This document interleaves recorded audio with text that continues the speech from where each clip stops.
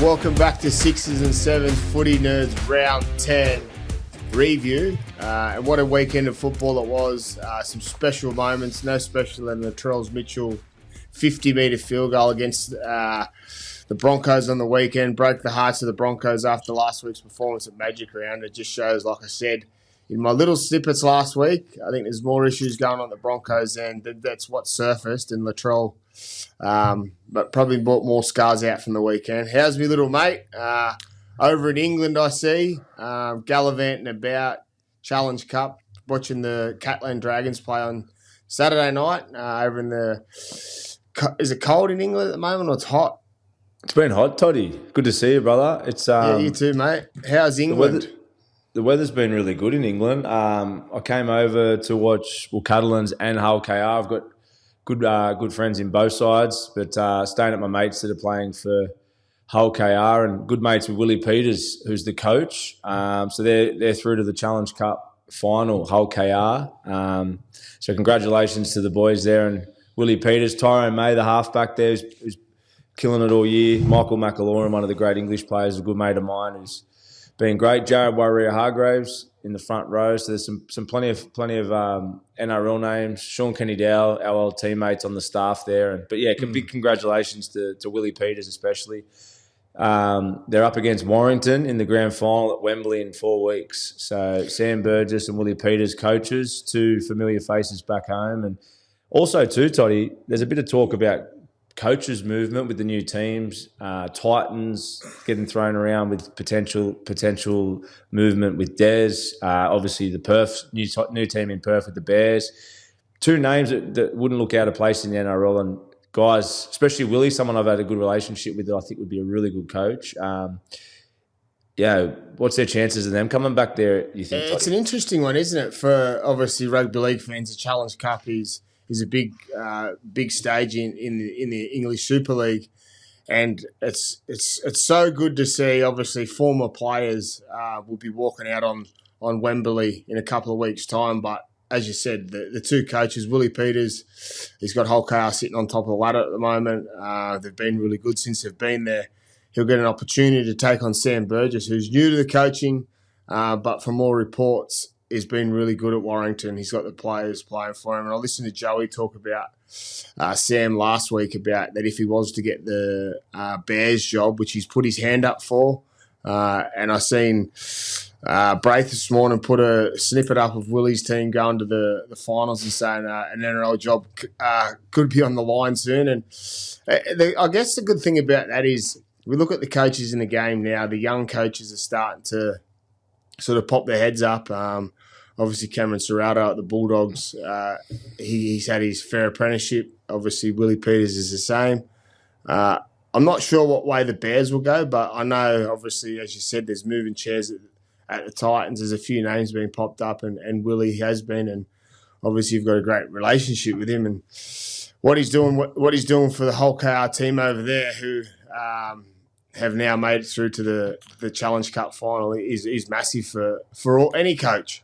But obviously one of our own from Australia, Willie Peters and Sammy Burgess, well done. Yeah, and obviously Willie had success last year too, got him through to the grand final the year before they made the Challenge Cup. So he's had plenty of success and he's really turned the club around here. So he'd be a great NRL coach, Willie, and obviously Sammy Burgess as well. And I think it won't be too long until we see them back in the NRL system, Toddy. Well, if you see Willie when you're over there, just slide him a number and just tell him that I'm open for a job. There's a fair chance I might see him, so I'll pass that on. Yeah, sweet as. What else has been happening, mate? Obviously, over in the UK, get away from France for a little bit. Obviously, you're still involved in footy. You doing much at the Catalans yet? Not really. I went in a couple of days. I spoke to them over the weekend, so I might get in there and help out a couple of days a week. Go insane otherwise, Toddy, if you're not involved with some footy while you're over here in France. So it'd be nice to get in around the boys a couple of days a week. And other than that, mate, just obviously we say it, we've given it a few mentions, but Reboot for us is building nicely in the background. We've got a great little team together, and I know that you guys had a really good meeting back in Australia around that. So to anyone who's been following our journey around Reboot, stay tuned. There's some big things happening and plenty of excitement. Something we're both really passionate about, and Something I think we can have a really big influence on. So stay tuned. Yeah, very true, very true. Stay tuned. It was a really good meeting last week, and I guess for the people that do follow our reboot journey, it has been a little bit quiet. One, obviously, because Mitch is overseas, and two, we're sort of making some changes to it before we sort of actually launched the full program in the school. So, which is exciting one because I won't mention too much about it, but we've had some changes for the better, and it means that it's going to be bigger than what we thought, which is really cool. But also, it's exciting to show that we're serious about it, and we're not just sort of going gun ho and trying to get it out there as quick as possible. We want it to be right. We want it to be make an impact as soon as it hits the ground. So, stay tuned and be ready. But it's really exciting times ahead for the Super League footy. Mitch, what's the? You obviously we watch it on TV. What's the difference to the Super League and the NRL at the moment? Where's the difference at? There's a big difference. It's funny to say. Obviously, Jared is an old teammate of ours, and watched Jared yesterday. And speaking to him after the game, and obviously we both played there, me and you, so we obviously understand the game here and how there is a lot of differences. But even speaking to Jared, he spoke about how slow the rucks are, and that would be a big transition for him coming from obviously being a little bit older as well, older in the legs, but coming over from NRL where the six agains are non-stop. The athleticism from every player on the field creates so many quick play the balls. Where over here, it's a lot slower, the ruck speed. Sometimes the referees don't give away as many penalties. So it's actually quite hard, especially for expats when they first come over. You see a lot of us struggle, especially the first few games or the first year. A lot of the expats, especially halves that come over, they actually take a while to transition into the game. You see some guys, the ones that generally hit the ground running are normally the smaller bodies in the NRL that sort of struggle in the NRL defensively and with the physicality. A guy like Jai Field springs to mind. Bevan French is another one who's been great over here. Guys that probably NRL fans that don't watch Super League wouldn't have expected their growth, but over here they're lightning, and I think it's because there's a little bit more space but slower rucks. So yeah, it's a straight. You've played here. It'd be cool to hear what your feeling is on it. But it took me a bit of time my first year to get used to it. I suppose you come from the NRL and expect it to be a higher standard, which I still think it is, but you expect to just kind of come in and do the same thing. You're playing with different players, and as I said, the speed of the ruck's different. So it could be quite a difficult transition for some players. Yeah, it's very What would you find, Toddy? Yeah, I was a bit the same as you. I found I was up and down in performances because, as we spoke about plenty of times, I found myself as a better 6 and a 7, and when I went over there, I was probably handed the reins to take over and didn't find my feet really. Playing with Scotty Duro my first year at Catlands was really good, and then when Scotty left, it was sort of a little bit up and down. But still played some good games, but just I didn't adapt to it as much as some of the players over there. We talk about, obviously, when Jackson Hastings went over there, Brodie Croft, they're similar style halves, like to control the ball, but they can play that ad-lib footy. But the guys you mentioned before, obviously, Bevan French and Jai Field, the guys that are setting it on fire at the moment. How did Dufty go for Warrington yesterday? So Dufty's probably another one that of those type of players. He was a really good NRL player as well. He had a good career there at Dragons and Dogs, but watched him today. He was best player on the field. He got player of the match in the semi-final. And just his speed, his dynamite over here. Once again, smaller body, probably more of a space player, where in the NRL he didn't get as much. Smaller body was a bit more difficult. What I mean by that, probably comparing that to your Turbos, Latrells, Teddy even, they're strongly built. They break tackles. Where Dufty's more, he likes space, and over here it suits him. But, he's been killing it. He's been playing really well. And Lachlan Fitzgibbon's over here playing in the back row. Who else is there? Bevan French is the pick of the bunch. Bevan French he's like Wally Lewis over here. Like he's killed it. He's the best player in the world over here in their comp, or the best player in their comp over here. And I think if a club was looking for a 5'8" to get back, I'd be getting Bevan French. Like I still think he's from when he played before, he was a winger and he wasn't really probably getting as much. No one really saw the best of him, but then since he's come over here and got the confidence, he'd be a great pickup for an NRL club.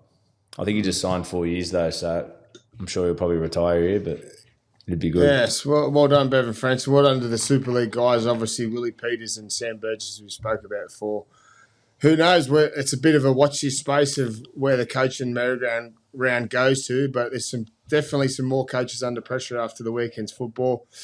Before we dive into the round 10 review, for our footy nerds, keep your eyes peeled because this week our second guest will be released, which is a really good one. We'll dive into another great mind of our current players. Player that he's playing some really good football on the cusp of Origin. It'll be interesting to see if we see his name. But footy nerds, watch this space because it'll be released this Wednesday, our footy nerd guest special. So now let's dive into round 10 review. And our first game on Thursday night was the Parramatta Eels going down to the Dolphins 20-16. A game of differences. Where'd you see it and how'd you think of it, Mitch?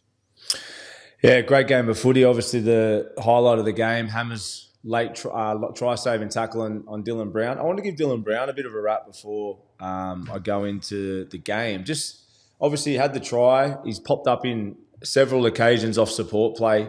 He's an out-and-out six, isn't he, Dylan? And just watching what he does with Mitch there when he controls the whole field. It was just a good thing. Everyone's been hard on Dylan for no reason, really, just the fact that he's taken a big deal, and obviously he struggled a bit at the start of the year playing on the ball. But I just thought it was worth pointing Dylan out because I think he's popping up as a traditional six. He's great. He's support play. He's always there in the picture. He's getting plenty of tries off doing that, supporting and sniffing around the ball. So I thought he was great. Obviously, Hammer's try-saving try there. Good footy there at the end there by Mitch Moses. But for me, it was the battle of the halves, Katoa and Mitch Moses. Obviously, what I love about Mitch is the two different styles. Obviously, Katoa plays that really square, tells the lies and manipulates the defence, where Mitch plays really wide across the ruck. The scrum line to scrum line plays are the plays. Since he's come back, the footy that Parramatta's playing just off the back of his influence has been really good to watch. There was that try off Matt Doovey off Dylan Walker when he played that nice little short ball in the second half. And Mitch has gone from scrum line to scrum line, played short, which opened up the short ball playing back through the middle. Like they can't play that style when Mitch isn't there. And I thought they asked plenty of questions, but yeah, Dolphins they're playing really good footy, and Katoa was outstanding. I thought he defended really well. He had up near 30 tackles for the match, so he got put under heaps of pressure, but kept his cool, created so much space. And I'm going to let you talk about that moment when he turned in Mitch Moses and set up that try on the left, because that was special, Toddy. Oh yeah, we'll talk. I'm happy for you to talk about it. It's a piece you wanted to put in here, so I'm happy for you. But I just want to touch on Dylan Brown before you do, because I wasn't one. Oh yes, I was. Okay, I'll put my hand up. I was one person that went at him because I thought that he looked disinterested, but also as a player, as a retired player, I understand the feeling and thought he would have been going through. Being a natural six myself, there's a difficult task to go out there and steer the ship when your team's not going well, new systems, players around you not playing well, but then also the added pressure of signing a 5-year deal or 10-year deal, for $13 million. Obviously, that heaps a lot of pressure on him, but now he welcomes back his halfback in Mitchell Moses, which we said shows that he's an out-and-out six. So that's Newcastle's issue next year. But for now, well done to Dylan Brown the way he's playing, because, like we said, we need to rocket up his backside and the shackles come off. But that's all purely because Mitchell's come back in and freed him up. So I guess for the rest of this year for Newcastle, if you're watching, you need to work out what Mitch is doing to free up Dylan for you guys next year, because that's a scary thought. Dylan Brown and Callum Ponga freed up, but the piece of the puzzle is they need someone that's going to free him up. And at the moment, as you said, we can see that at Newcastle they're not doing that. But I'll let you talk on it, because as you've got a Flano crush, I know you've got a crush on Isaiah Katoa. So take us into it, because this week we'll show it on the clip on our Instagram, the reel of how this play unfolds. But it was Andrew Johns like. Yeah, obviously, just we speak about it. Obviously, a training drill that me and you obviously do, and the great Andrew Johns obviously taught us a lot before when we were coming through. The simple the pole drill where you got an ABC defender, and when you watch the ball playing that he does, the ability to look in to play out to play in is the oldest trick. All the great halves all talk about it, telling a lie. But the way he played this actually mesmerised Mitch Moses to turn in and take the wrong defender. And it might look easy for some, but to actually get the coordination to be able to keep your vision on the outside, but then still take your time to be able to skip off that inside foot. It was beautiful ball playing. And what I've liked watching him play ever since he's come in, he's been doing this really well. It's obviously his strength. I spoke before about Mitch Moses' ability to get across the field really fast. Katoa's ability is to play square, manipulate those ABC defenders. But this was as good as I've ever seen him do it, and nearly anyone. It was the perfect for a young kid. If they watch this clip, it's model this and keep working on your game. But I'll tell you what, obviously Katoa's ability there, and he creates so much space. But Herbie Farnworth, Toddy, he's been really good for him. I didn't know he was that quick. Like, obviously the speed that he showed there on that line break when he scored. But he's such a good player. As we said, I think it was on one of these other shows, if he was playing for New South Wales or Queensland, he'd be getting way more compliments than he does, obviously, around Origin time. But he was the difference again on the weekend. And Hopgood, I don't know how many weeks he's going to get for that crusher late in the game. That hurt the team bad. Obviously, the 2-point goal off the back of that led to a big jump on Para's side there for the Dolphins, and Hammer's try saver at the end. But they're going along nicely, the Dolphins. They're going along really nicely. Yeah, they're going all right. They're sitting 12th at the moment. Obviously, they'd like to be a little bit higher, but they're scraping away those kinds of wins. And obviously, coming up, as we said, going to this game, the eyes were on the two halves. And for Katoa on the weekend, he gets a jump. Very different players, but it's good to see both players playing really well. Obviously, we've got our eyes on Mitch coming into Origin. Obviously, Katoa has been really good for the Dolphins, and I want to add what Mitch just said for young halves. It's look out to play in to play out. So if you've got a couple of poles at home, run to the pole, look at the inside pole, play to the outside. If you're going to the inside, play to the look to the outside pole and play to the inside pole. Very good knowledge, and the thing I liked about the Isaiah Katoa play on the weekend, it mesmerised. What's the word? Mesmerised. It mesmerised the great ninth immortal Andrew Johns. He loved it, didn't he? Well, he was the teacher. He was the teacher. He was the orchestrator of everything when it comes to halves, and young Isaiah Katoa just showed what it's like. And well done to the Dolphins to scrape away a win and find themselves back in the winners' circle.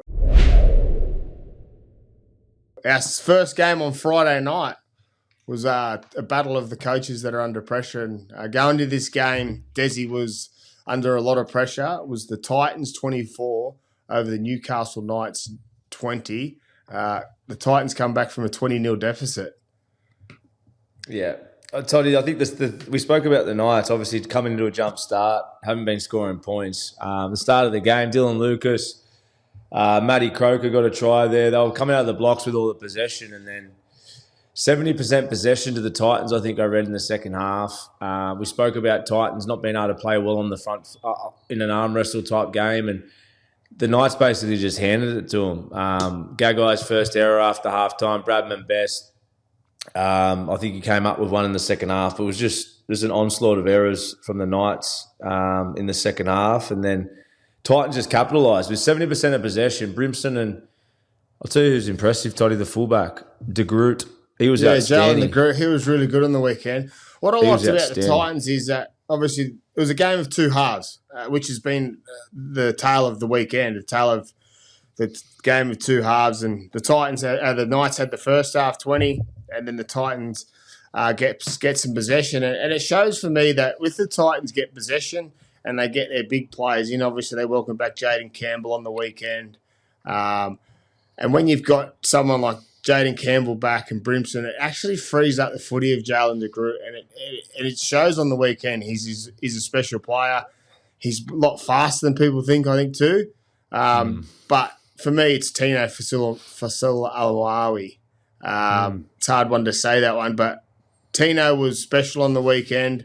I on the back of some go forward, and that's what brought them back into it. And if you give any team 70% possession, they'll make you pay, and the Titans did that on the weekend. I thought the weekend before, when the Knights played a depleted South team, that showed that they were sort of shaky in parts of that game too. Obviously went on with it, a special performance by Fletcher Sharp, but on the weekend the Titans got their possession and they got their win. And I don't know if it's pulled all the heat off Desi, but it would relieve the pressure off Desi this week and probably put the pressure back onto Adam O'Brien.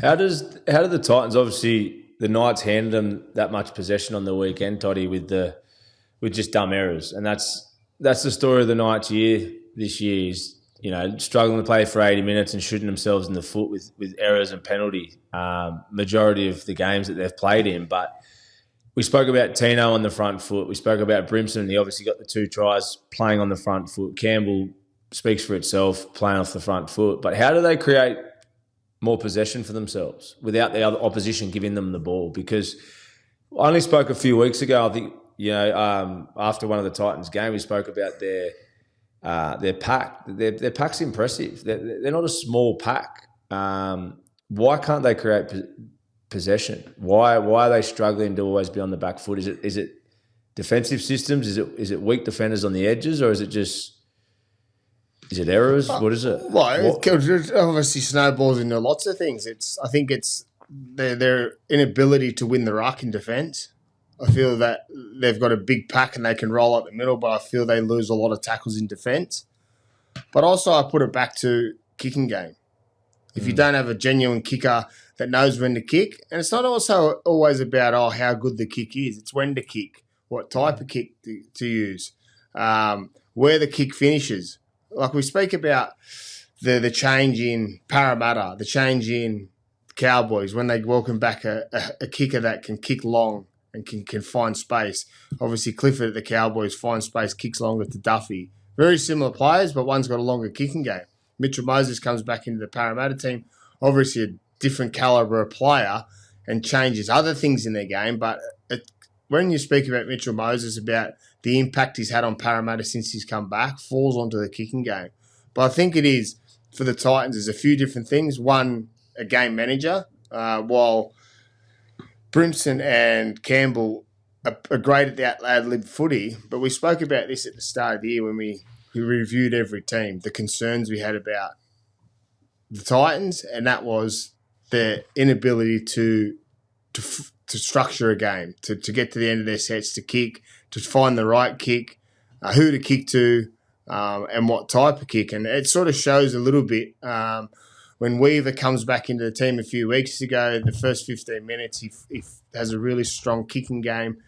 They're in the game, but then Canberra obviously blow them off the park late in that half here on the Gold Coast. But I think for them, if they can find that happy medium with their kick, but also obviously winning the ruck helps. But it's hard at the moment. I was having a conversation with Hudson Young and on messages over the weekend about the momentum swings in footy games at the moment. And I just commented on one of his stories, and I had a chat to him about like how good the Raiders are going. That the last 3 weeks, I said the positive you could take out of the weekend is that you started the game really well, but the weeks before that you had poor starts. So I guess one thing he would have done this week is worked on a really good start. So it showed you listened to your command of what to do, but then you slipped it in the second half. And I said to him, what's it like on the field with momentum? And he said, mate, it's a hard one because it's hard to control. And he asked me about if I was playing, how I would control the momentum swing. And it's an interesting one I thought of. You know, when you used to go down a short side, kick the ball out and it was a scrum, so it'd stop all the play. Yeah. It would give everyone a time to reset. Even though it's not a scrum now, players still don't use it enough because our back five these days, or our back three, fullback, 2 wingers, have got a job to do, and they've got a special job to do. One, catch the ball, and then they're so big and fast, they find their front. So they start every set for every team, their back five. But if you still kick it out over the sideline, you have to bring it in, you have to play the ball, you have to have 2 markers, and you got your full line of defence. So they're not coming back to a jagged defence all the time. So I sort of said, if I was a half playing today, I would still go down a short side and roll it out over the sideline to change the momentum. That's if your side's on the back foot. Especially, Toddy, if it's, sorry to cut you off, especially if it's only 30 out from the opposite try line. Like if it's a 50, 60 metre kick and they can play fast, it's a risk, isn't it? But it's a risk for sure. You're talking sort of 40, 30 in, yeah? Instead of doing the up and like just doing the little box kick and letting them catch it and then flying out, go down the sideline, roll it out, and then make them sort of have a cue as into your defensive line. If we kick it out over the sideline, yes, it's not a scrum anymore, but it's a play the ball. Let's tighten our lineup. The wing is going to come off the back fence anyway, and let's give it to him. And the rule is that every player from the team has to be behind the tap as well, don't they? So everyone has to be on the play the ball. Everyone has to be. You have to have the two markers, same setup, but it's just not a scrum anymore. Yeah.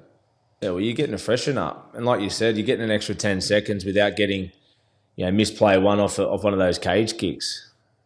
Time play. Yeah, it's a very smart play. But yeah, like I said, the pressure off Desi would be gone for this week.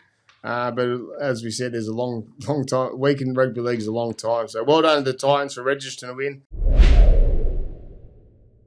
Our second game was a special one. I'd rushed up the freeway to get this one. The great Shane Webke was stuck on a flight, so I got called in by Triple M. The backup Carney, they call me. You get double for that or what?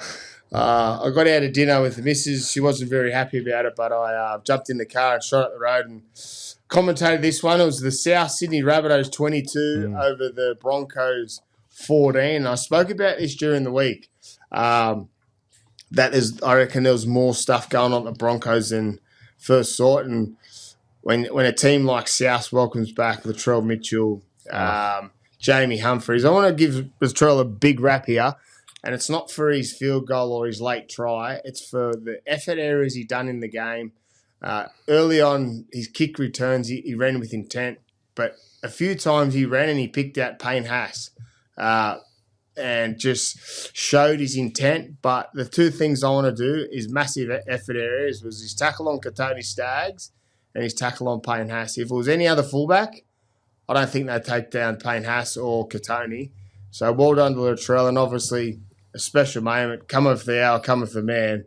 Latrell Mitchell just snaps a 49-metre field goal and just walks back like the great LeBron James and just lets the energy run through his body. So well done to South. But yeah, the Broncos, it's a concern. Obviously, Benny Hunt going off with a hamstring on the weekend, the same 4 to 6 weeks. Obviously, they've got a replacement in Ezra Mann ready to go in. I didn't see the result of how he went yesterday in Queensland Cup, but I'm sure there would have been plenty of eyes on Ezra Mann yesterday. Yeah, I love what you said about Latrell. Those efforts, the ability just to take Papenhuyzen head on. That's the leader he can be. And when he's on, he makes that personal. He's taken on the big dog of the opposition and sets the mood for the rest of his team. That's the brilliance of Latrell. He can do it physically. He can do it with instincts. He can do it with class, like with that field goal. And I loved his try. The old play the sleeping horse, the lame horse, and then just dive over. I thought that's Latrell for you. But yeah, I love what you said, and not that we're here to give Latrell any advice. He's a better player than more talent than we ever had. But I think for Latrell, when he plays his best footy, he goes after the little things, like you just said, and the rest of it comes off. All those great players that have got instincts and the footy now, so they don't have to think about it. It comes off the back of effort, and not only for their own game, for the influence that they have on everyone else. And you just see the lift. I thought Wayne Bennett went with a smaller pack this game. He had Jai Arrow and Tuolangi in the middle starting. I thought that was impressive for them to hold up against the Broncos pack. I thought the Broncos created a lot more opportunities than South, but just show where they're at. They couldn't capitalise. I've got a stat for you, Toddy. 52 points to 8 is the second half scores against the Broncos in the last 3 games. That's how many tries that they've leaked. That's how much points they've scored in their second halves in the last three games. They looked fatigued to me. There was opportunities when they were making line breaks, like I said. Papenhuyzen went through on one. Dean Mariner went through on another one, and there was lack of support there. There's that. We spoke about it the week before when they had that 10-minute period in Magic Round and just struggled to sort of come up with any connection. And I just think it was on show again the other day. I think you mentioned Ezra just before and Walshy coming back. They're instinctive players. They're support players. I think it's time for them to come back in. Benny Hunt and Renault have been doing a solid job in their wins, but I feel like their connection at the moment needs a bit of a spark.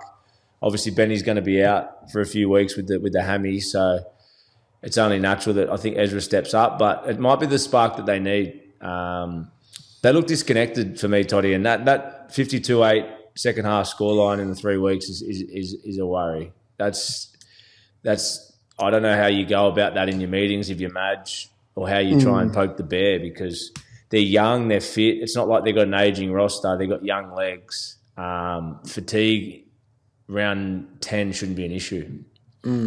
I had concerns obviously after they got beat by the Warriors about where they were at, just in small areas, and then it showed again at Magic Round. But then, obviously, like I said, I jumped off the fence and went with South on the weekend. It's a massive win for South. They had 3 men in talent out on the weekend. Obviously, they've still got to welcome back Cody Walker, Jack White into that team. So they're without some stars, but as you said, Latrell Mitchell steps up and plays a really good football. But it was an interesting one to see Jai Gray only get 8 or 9 minutes, come on and play dummy half and just sort of dish the ball, and didn't come up with much and got brought straight off after he'd done his little stint. So I'm sure he's scratching his head. Lewis Dodd doesn't feature anymore. He'll probably be back in the Super League, but it's interesting to see where they fit Jai Gray in there, because we have question marks about Latrell playing fullback over the Jai Gray, but then comes out and does a performance like that. And Wayne can sort of say to people, here you go, this is why he's our fullback. But for me and the Broncos, 2 weeks ago or 3 weeks ago, they beat the Bulldogs. They absolutely lapped the Bulldogs in the first half with playing with intent to go back through the middle and take their middles on.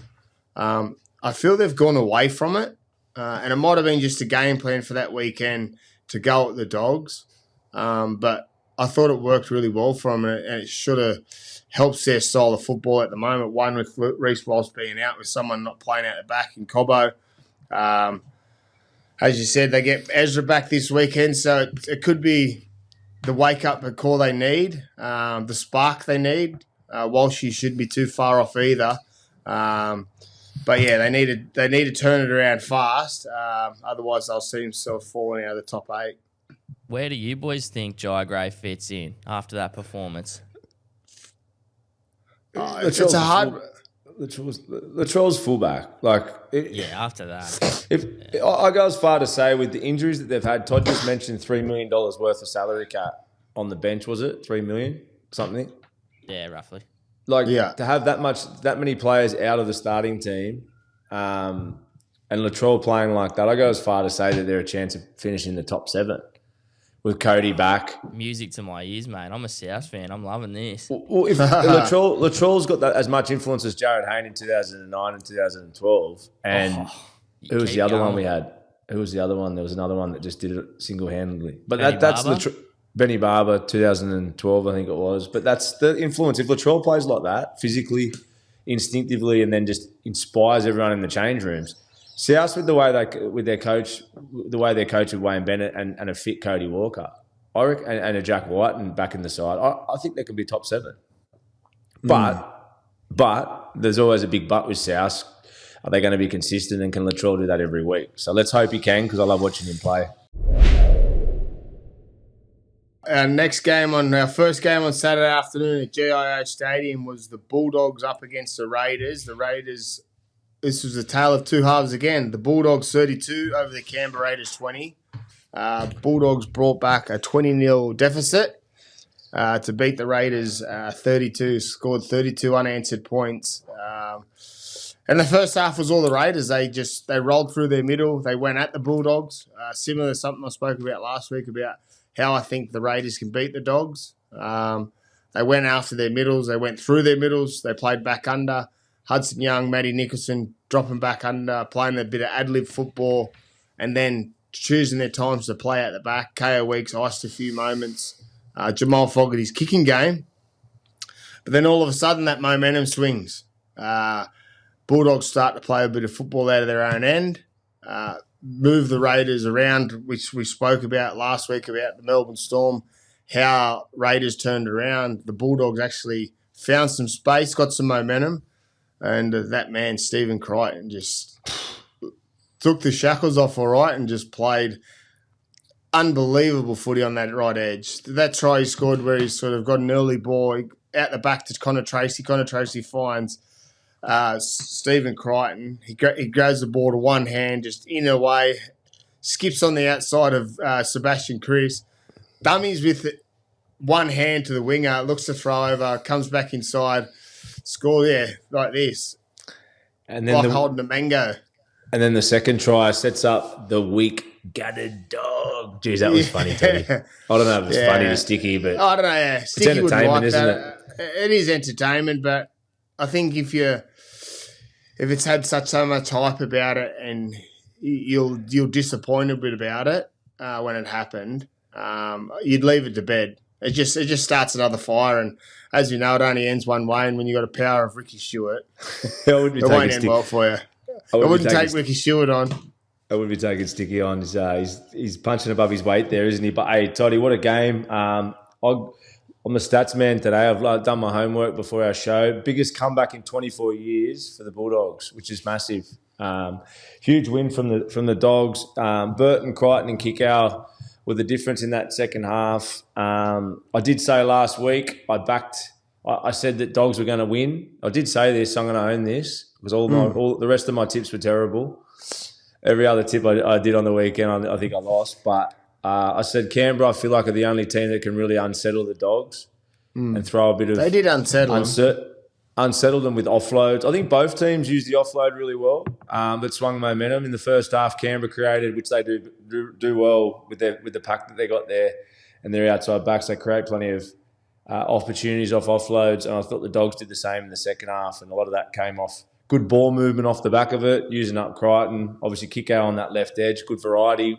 Talk about leads on the two-man. We've been talking about that, how they're attacking more in that space on that left edge. And I thought the right edge defence with Tomoko and Savage got caught out a fair bit in that second half. I thought in the first half they did a really good job. They were up and in defence, really aggressive, and then when the momentum went against them, they kind of retreated a fair bit and sort of got quite disconnected, which was a big issue there for them in the second half. But you speak about playing on that two-man, the block shapes on a wider man instead of shorter. Special mention to Bailey Hayward comes on the weekend. I think he frees up both halves. When you say free up halves, it actually pushes him to an edge. So Burton can sit on his left side, Sexton can sit on the right side, and Bailey Hayward was just controlling the middle really well, either playing shorter out the back. But special player. If I was someone like the teams that are coming in, the Bears, I'd be asking questions about Bailey Hayward because he's got that ability to come on and play in the middle and play square, but he can also play as a six, as we've seen when Matty Burton's been out in previous weeks. That he's got both styles of footy he can play. Just on that topic, I know it's a couple of years away, but who would be your halves? Who would be your two marquees that you'd sign? Like, I'm talking from probably the early 20s. Gabe, you're in on this too, bro. I don't see... Gabe pops in and says Katoa. I don't see Katoa leaving the Dolphins. I think they've got a war chest up there that he'll be able to stay. Yeah. They'll build players around him up there. I think he's settled up there. I don't know. Jerome Hughes comes out this week and says that he's comfortable being there. You'd have to probably go for someone like you said, a Hayward, that's not established at a club as such. He'd probably be your best bet. I mean, he's not... All the greats, it doesn't seem like the clubs would let him go, does it? Like, Katoa was the young gun, but would Dolphins let him go? Probably not in a million years, you'd think. You've got players like, obviously, there's question marks who's going to the Roosters, if DC's going to the Roosters, if that unsettles players. I don't know. Is he going there or what? I'm not too sure. There's speculation that he's going seems there. to think so. Cheese come out this week and said that he's going there. Yeah. Yeah, but as you said, we're on the topic of the Bulldogs. Well done to the Bulldogs coming back from 20-0 down to beat the Raiders, and we speak about that momentum. When you've got it, you need to keep it. But the challenge is how you keep it, and the Bulldogs fought back to a hard-earned victory to find themselves first on the ladder. Our second game on Saturday night at Wynn Stadium was the Warriors registering another win to find themselves second on the ladder up against the Dragons. And this was Metcalf started it and finished it again.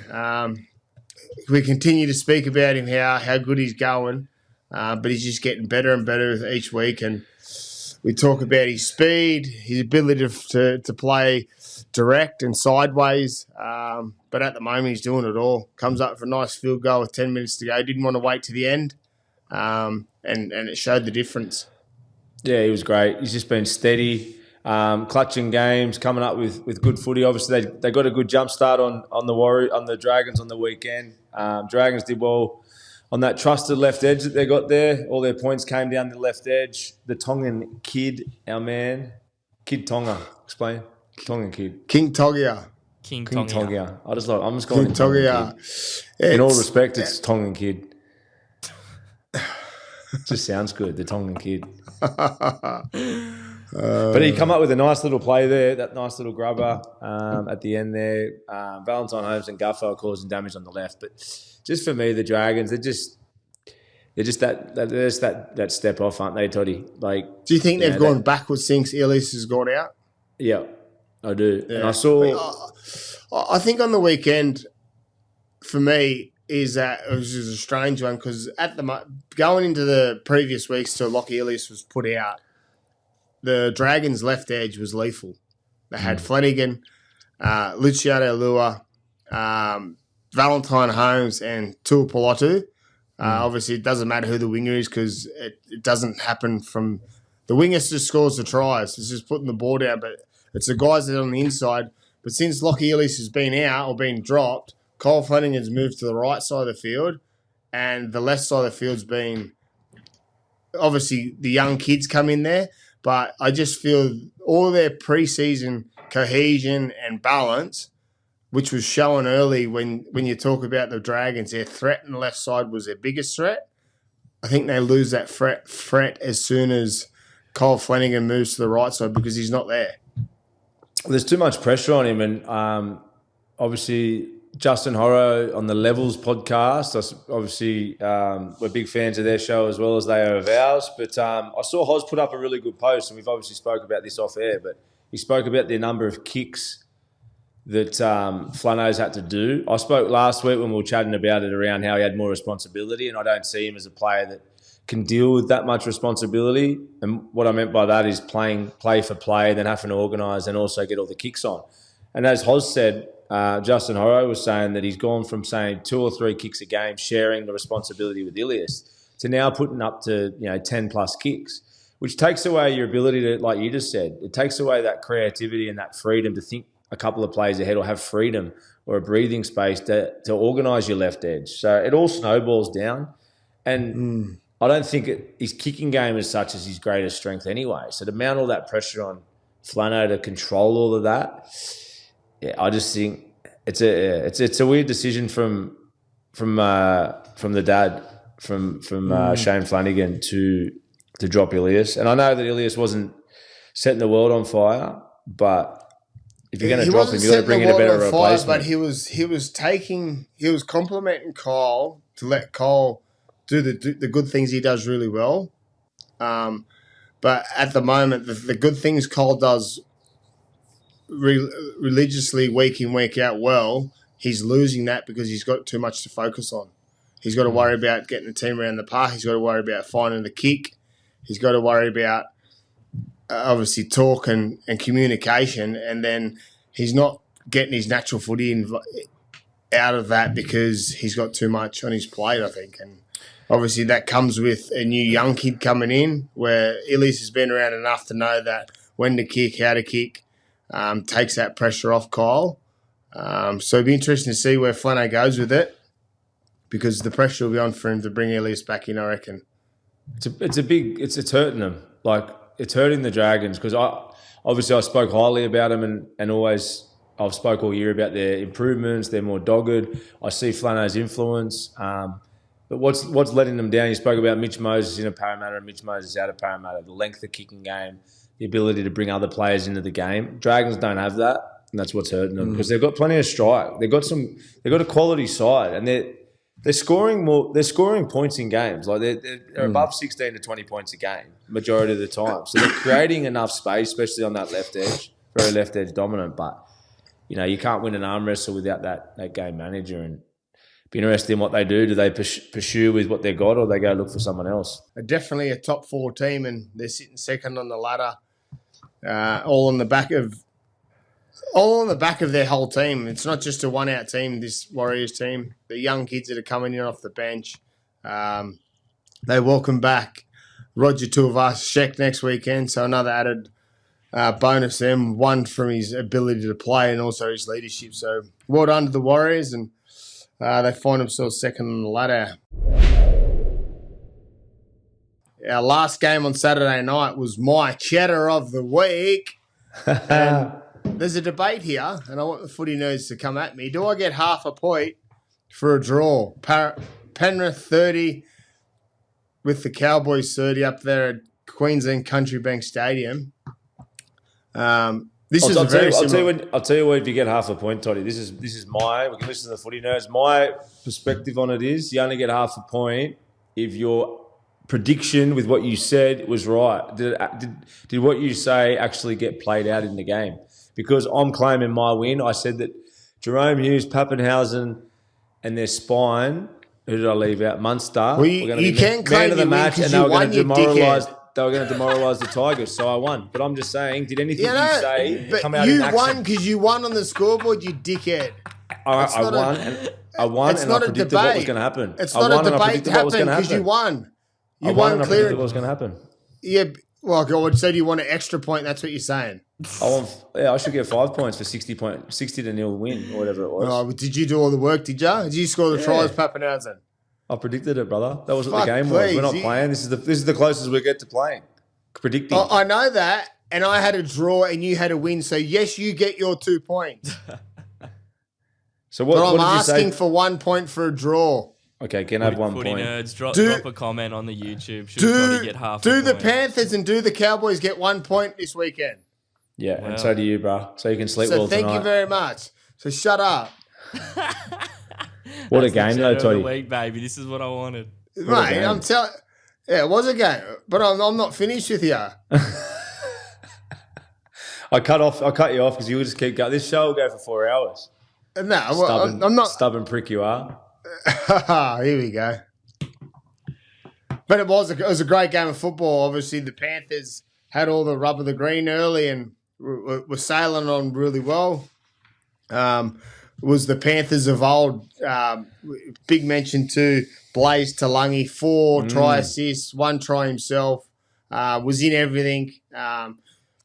Obviously, Cleary freed him up to play down that left side of the field. But some of his touches were of brilliance on the weekend were so good. But the Cowboys, we speak about the Cowboys all the time about that their big guns need to step up and play 9 out of 10 performances, and they did on the weekend. Although Drinkwater was special, Jackson Purdue did his origin crimes no harms because he was unbelievable again on the weekend. Tommy Dearden scores the final try of the game. Cliffo, big boot again. But yeah, it was all the Panthers, and then it was all the Cowboys, and then we went to the final shootout. A few missed field goals. Mitch Kenny gone away from the great GOAT, Nathan Cleary, to go down the left side. What's he doing? Would have been interesting if he finds him, but well done to both teams for a hard-fought 1 point. Yeah, as you said, Penrith got off to a good lead. 2 12-point differences. They had to claw their way back in. Cowboys have done a good job of that this year. Come from behind a fair few times, and they're good at laying on points in a short period of time, aren't they? Obviously, like you just said, Purdue's been outstanding. He wouldn't look out of place in Origin. Obviously, set that try up to Cliffo there, which was sort of went against the run of the play and backed himself, which could have gone either way, and it came off for him. It shows his class. You've said he's played a fair bit of halves, but Dearden and Drinkwater for me. How good's Drinkwater? Like, he gets a lot of compliments, but he's a beautiful footballer, and it's a weird thing to say. It sounds a bit weird, but he is. He's a beautiful mover. He's such a classy player. He's a freak, and he comes up with so much good stuff. And that try he set up with Dearden at the end there was pretty special. Dearden had a hand in the other two. Was it he put over in the first half? I think it was. Nice sleight of hand, but yeah, they're great game of footy. As you said, Blaise Tulangi, two try assists off the kicks, a couple of nice passes, starting to find his confidence. Bit of a funny journey for him coming into a side where he had all the pressure on him to fill in for Jerome's legacy. Obviously, the position that he came in, he would have felt, I would say he was pretty nervous there for the preseason and for the first few rounds. But if he can start to find this sort of form, we keep saying it every week, but it keeps Penrith in the hunt. Obviously, they're down the bottom of the ladder, but how good he gets, I think, will be how high the Panthers can go this year. And he was outstanding. He's had plenty of raps on him. Obviously, he's played a bit of centre at Parramatta, a bit of 5'8". Defence has been a little bit suspect at times, but yeah, let's hope for him that this game was a breakthrough for him. And, mate, the stuff he did, his touches were classy. Real classy. But Purdue, Toddy. I want to talk about Purdue because is there a bit of background on him? He's been a 6, did you say, coming through the juniors? But how strong is he? His favourite position is in the halves, but obviously finds himself at the centres at the Cowboys and doing an unbelievable job. He's just got that ability to create space, and then once he's in the clear, he just takes the right options. Like on the weekend, he passes back and inside, gets the marker. He's got Tommy Dearden to the right, but he shapes to go left and finds his way back to the right. He's just got that awareness of what's going on around him, and it creates that much awareness and creates space to score tries or set up tries, and that's why he probably was a half, but he's doing a great job. He's only a young kid, 19 years old, so he's going to get bigger. So he's got a bright future, Jackson Purdue. Where's Dearden for Queensland? Like, his footy's outstanding. Is he 14? Is he bench? 14, yeah. Unless they go 7 and Munster 6. I'm not too sure where they go with it. But over Cherry? No. Yeah, I think they'll stick with Cherry at the halves. I think their first game, they'll go Cherry in the halves with Munster at 6, and Dearden will be on the bench at 14. Now Ben Hunt's injured. Harry Grant, if Harry Grant's right to go, he'll be starting at 9. Cheddar Cheese, Mitch is up 2-1. Thank you very much. And here's his Mitch's Cheddar of the Week. Sunday afternoon at Amy Park. Melbourne Storm 64. Wow. Tigers zilch. This has been coming, hasn't it? It's been coming from. I don't think the Tigers wouldn't have predicted a 64-0, but it's been coming because the Melbourne Storm have been below par the last few weeks, obviously coming up with a few losses, but they get back to Amy Park, and you said it yourself. It was your Cheddar of the Week. You spoke about it, that those players, Munster, Hughes, Papenhuyzen, they just all delivered. It's good to see Big Nelson back on the weekend. He's damaging off the bench. How hard is he to tackle 10 metres out from the line? Like, off Cameron Smith. It's impossible. He's got to score a try. He scores a try nearly every week. Josh King Josh King mustn't have got a try his whole Knights career, and since he's gone to Melbourne, he gets a try every second week. Up there, Josh King. Great guy, Kingy. So congrats to him again. He finds tries off support play, which I never thought he had in him. Great player. He's been what a career. Well, that's all effort area, isn't it? Effort areas. If you score on support players or bounce to the ball, it's all effort. He's the effort man, Josh King. He's been so good up there. I think he's in their leadership group, I read, and he's been super, super impressive for the Storm. But yeah, I wanted to talk about the Storm, Toddy. We speak a lot about their ability to play short moments and then also play that arm wrestle. And there was 4 moments in the game where I want to just talk about. We spoke about the Knights not letting the shackles go. We spoke about a few teams playing within themselves. There was a play on the kick return when Munster's got off a kick deception, hit Papenhuyzen, hits Coates. Coates makes a break, then offloads to Papenhuyzen, and then they end up scoring on the other end. Like, it's a 100-metre transition set that most teams don't have the courage to chance their arm. They've shifted 20-metre cutout passes in the in goal and then made a 100-metre break. That's those little moments about letting the shackles go and having full trust in your system. The other two that stood out for me, Jerome Hughes to Munster. Me and you used to love playing this style of footy where we'd skip overs and play a little short ball for each other. There was another one, Jerome put Munster back on the inside when he put Katoa over for a try late, and then there was another one where Munster's gone through and put Garlic over. But all these little moments, that's the stuff we're talking about playing ad-lib footy and playing off the front foot. Most teams can only play that style off block for block or something that's structured and put in the system from the coaches, where they've just got these brilliant players that have feel for the game. And it's so good to watch. And when they're on like that, they've got the ability to score through the middle, like you said, with Solomono and Joshy King and these guys through the middle of the ruck. And then they've just got this ability just to break the game open with individual guys playing like touch footy out in the backyard. It's so good to watch. And I'm telling you now, no one, in my opinion, can go with them to win a comp if they play that style and they're on. When they're on, there's no one better. How do you play that style of football when you don't win the momentum in the ruck? How do you get that kind of footy on? Yeah, like that's the challenge, isn't it? Like, it's hard to do on the back foot. You obviously have to create the front foot. And when I go, and I got egg in my face because I said in this game I thought the Tigers would have enough in their middle to contain the Melbourne Storm. It was complete opposite. Obviously, the Melbourne Storm just rolled through. That's the egg in your face. Through the Tigers, and it shows 64-0, and no winger scored for the Melbourne team. It was all either there. One centre scored, the rest was in the forwards or the halves, and obviously Papenhuyzen scores for himself. But it just showed that they had a clear message of going through the front door, and it showed on the weekend that when they do that and they create that space and momentum, it just gives so much joy for their halves, the blokes that play ad-lib football. And they'll welcome back Harry Grant back in a week or two, and you'll see a whole lot of whole different dynamic of the Melbourne Storm when he's back also.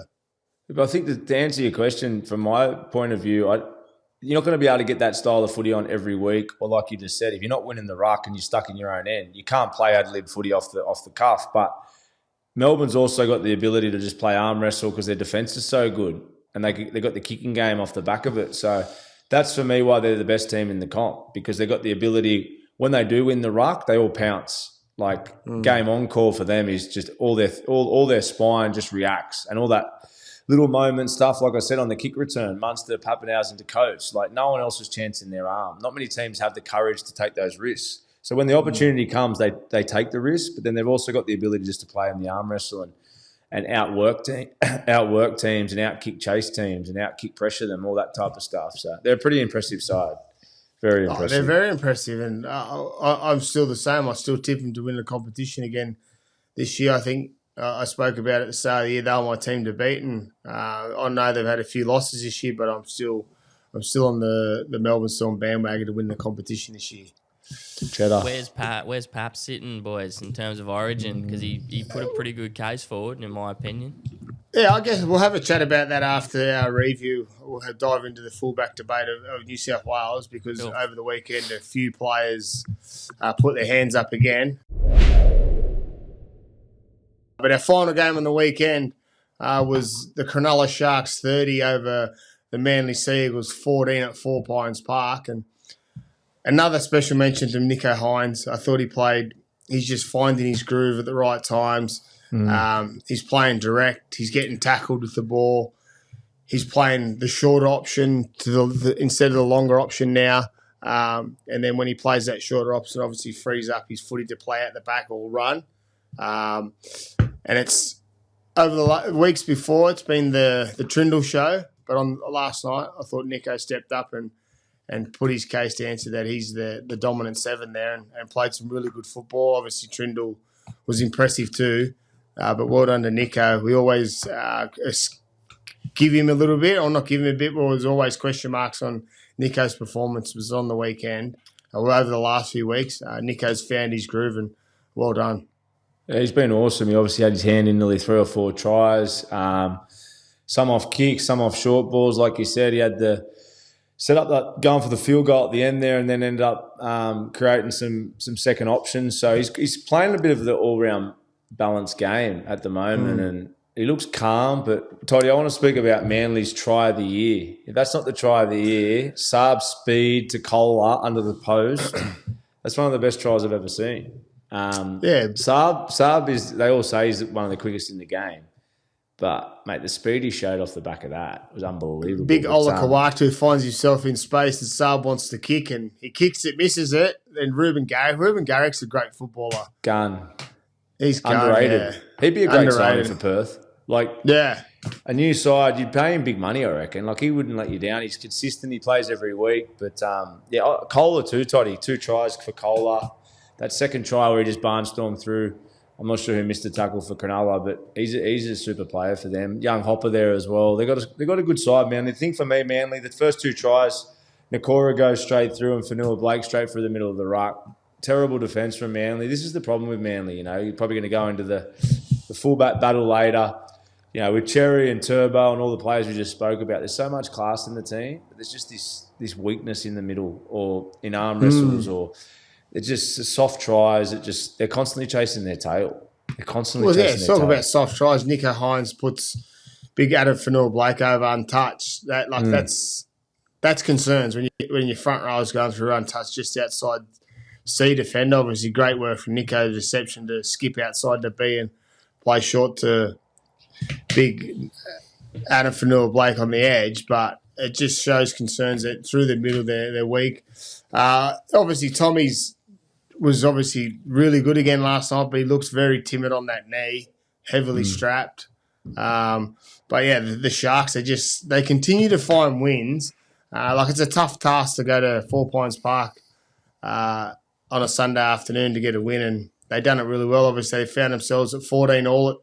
They were up 14-0, then it was 14-all, and then they ran on with it. And as you said, Nico shapes to go for field goal, bounces back to the left, hits Billy Burns, and Billy Burns nudges it through for Ronald Bulatalo to score. Gets a double on the weekend. He's usually the other side winger, Stone Street, scoring the tries, but big Ronald comes up for a couple of meat pies on the weekend. So well done, big Ronald Bulatalo.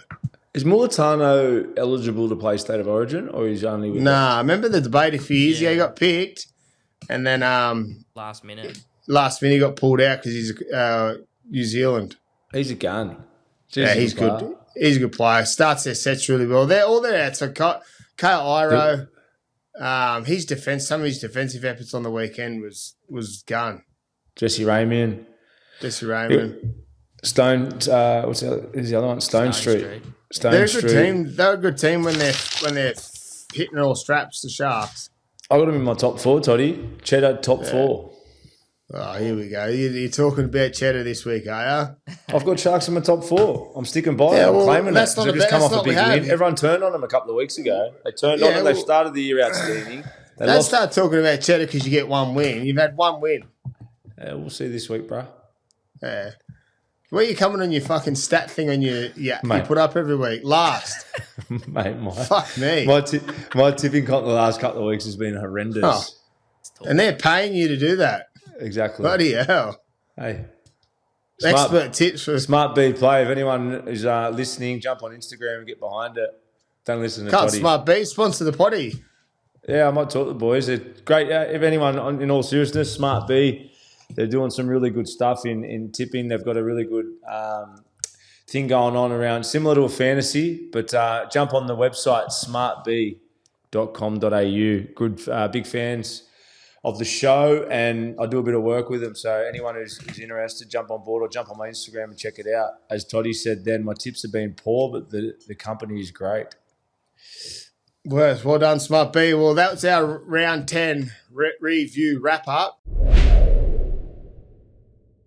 Before we say see you later, y'all, we want to have a chat about the New South Wales fullbacks. There's been a hands put up over the weekend. Obviously, Papenhuyzen 4 tries. Drinkwater on the weekend was outstanding. We've got Teddy, had the bye. Turbo, Edwards. Are you sticking with who you said the other day, or what do you think? It's funny you brought it up because we actually hadn't spoke about this segment of conversation, and I was thinking about it after that Papenhuyzen performance. Like, what do you do? There was a little curveball I saw. I think it was Joey. We always talk about the great man. he's been pushing Turbo for a few weeks, and he's pushed for it is that then that way you get Latrell and Crichton in the centres, where Bradman would drop out. Because obviously then if Latrell wasn't playing centres and Turbo potentially goes to centre, you miss out on one of those three. You know what I mean? That puzzle of Crichton, Latrell and Turbo. Because otherwise Turbo's got to fill in a wing spot or a centre spot. And then you've obviously got Lomax, you've got Brian Taha. So, yeah, it's a little bit of a curveball like that, isn't there, depending which way you go. But what is it? You got Teddy. Teddy's playing as well as he's ever played, but he's looked at as the older guy now, but he'd still do a great job. But the way he's playing, he's every chance to get man of the match if he plays. Dylan Edwards is the incubate. Obviously, their form's been down a little bit as a club, but he deserves to be there again. I can't see him getting dropped because he's come off the back of five competitions and been incubate Australian fullback. And the tour last year at the end of the season. And then you got Papenhuyzen scoring, probably playing individually better than all of them. What do you think, Toddy? Pappy 14. It's a good call. You said it last show. I said it last week. I don't know. If Pappy with 14, because what's he going to come on at hooker? And this is my theory of those picking someone on form out of position just to play 14. We've seen it happen before. They get thrown on in the middle of the field and get spotted up at 9 when he's made hardly any tackles all year. It can go pear-shaped. It can go pear-shaped, putting them there just because they're a good fullback and then bringing them on expecting them to do something out of dummy half. I don't like it. I like Connor Watson as my 14. Yeah. Because he's aggressive. He's a good defender. Yeah.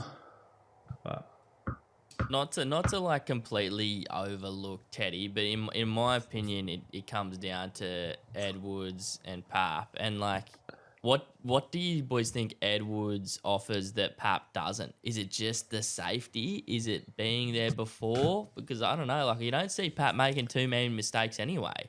Been there before. He's been there, done it. Won 5 grand finals. He knows how to play with Cleary. He knows how to play with Isaiah. The chemistry, yeah. Chemistry. I just think. I think they'll stick with Edwards. I think Laurie sticks with Edwards just because there's going to be so much pressure on Laurie for game 1 just to perform. Obviously, they're coming off of a series win last year. All eyes are going to be on Laurie's selection, but then once his selections are made, all eyes will be on the result. Toddy, that's all footy. Yeah. I saw Laurie come out and speak up Jake Travojevic, the great Jake Travojevic, about his passion and how much he means to New South Wales. Does that mean he's picking Jake, do you think? I don't see where Jake fits in. Maybe if he might get a bench spot, but... Well, what was that year? Wasn't he captain or something? And he captain last year. Captain last year. Yeah, and he... That's my point. That's what I was wondering. What he's doing. There's so many pieces of the puzzle that need to be put together. But it's a good problem to have. It's an interesting question, though, with the centres, because that suggestion around how do you fit them all in? Like, we keep talking about fullback, but Turbo, Latrell, Crichton, Bradman, Best. I'd say out of those 4, Bradman's the one who falls out. But then... But he had a blinder. Like, yeah. Was Lomax back this week? Is Lomax back? He is supposed to be back, yeah. And out of all them, Lomax is a better out-and-out winger. Well, Turbo would do well, but... So I'd say Lomax has got a wing spot, Brian Taha. So how do you fit Latrell, Bradman, Best, Crichton and Turbo if he's not at fullback in those positions? Well, I don't think Bradman's Best falls out. I don't think he gets picked. I think they pick either Crichton, Latrell and Turbo for the centres. If they don't pick Turbo at fullback, it'll be either out of Latrell and Turbo that miss out. You can't leave Stephen Crichton out. So you don't think they put Turbo in the squad somewhere on the wing? It'll be either him or Latrell or on the wing. Depends how Toto pulled up after last weekend and how Zach Lomax comes back this weekend if he's back. We've got a good team, don't we? Yeah. I wouldn't want to see Toto dropped, I don't think. I can't drop him. He's the best. Yeah. Nah, the start of his sets on the weekend, again on the weekend, was unbelievable. For a guy that's had 6 weeks off, comes back in and plays a performance like that over 200 metres. Yeah. Safe as houses. Okay. Yes. Well, that's a debate for us to talk about, but someone in the position higher than us will make that final call, and all the pressure will be on them. Did you have a chat with the Origin coach too, Toddy? This might be coming out in a few weeks, potentially. Yeah, well, the week of Origin we'll be releasing something, but before that, like I said, keep your eyes peeled because we're going to give some teasers over the next day or so. And then Wednesday we'll be releasing our second guest. I hope you like him. It's a really good chat to dive in and have a chat to him. So for us, over and out, Footy Nerds Round 10 review done and dusted. Enjoy England, Mitch. We'll see you again on Thursday. To our Footy Nerds, have a great week, and I'll see you on Thursday. And remember, rugby league's the winner. 1 week in rugby league's a long time, my friends.